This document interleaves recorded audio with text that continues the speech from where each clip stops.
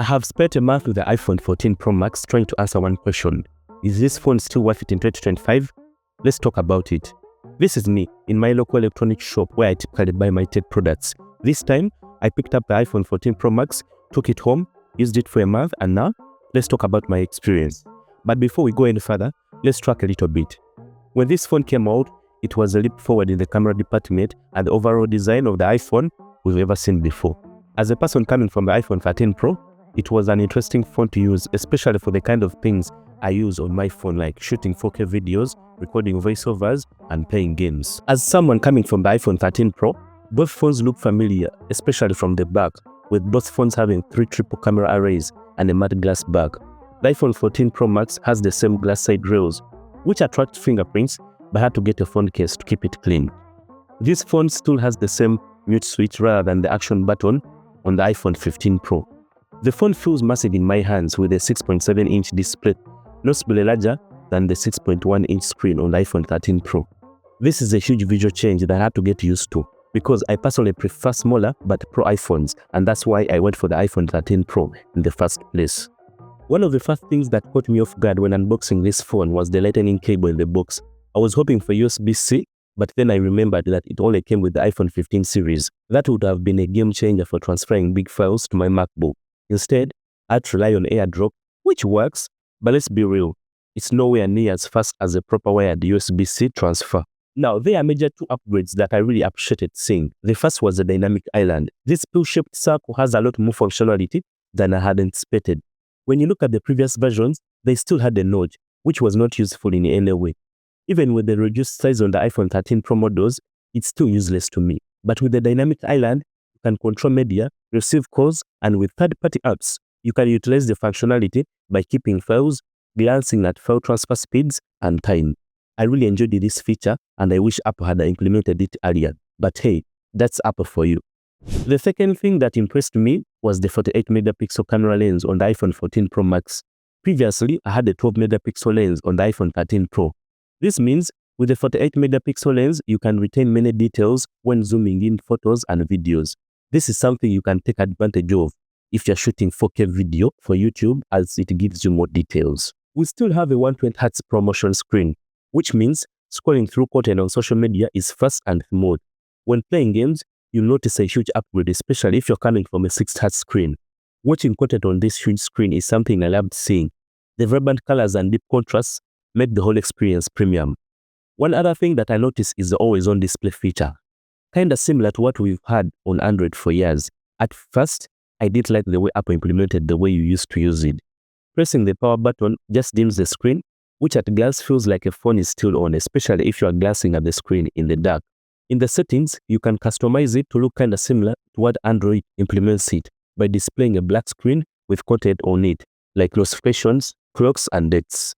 Running iOS 18 on this phone is buttermilk. You get most of the features on the iPhone 14 Pro Max.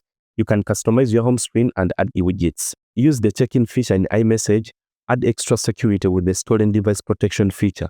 If you're worried that your phone will run slow while using iOS 18, well, I have news for you, it won't.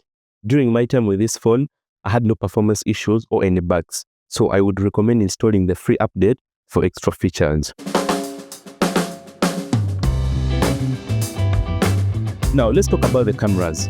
When you pick up the iPhone 14 Pro Max and start shooting, it just feels solid. The camera system is familiar but refined. If you're coming from the iPhone 13 Pro, you will instantly notice more detail, especially in good lighting. The 48-megapixel sensor lets you crop in without losing too much quality, making your shots feel sharper and more flexible. Low light performance, it's better. Not a night and day difference from the 13 Pro, but photos look a little cleaner with less noise and better colors. That's something you feel when snapping quick shots at a dinner or in a dimly lit room.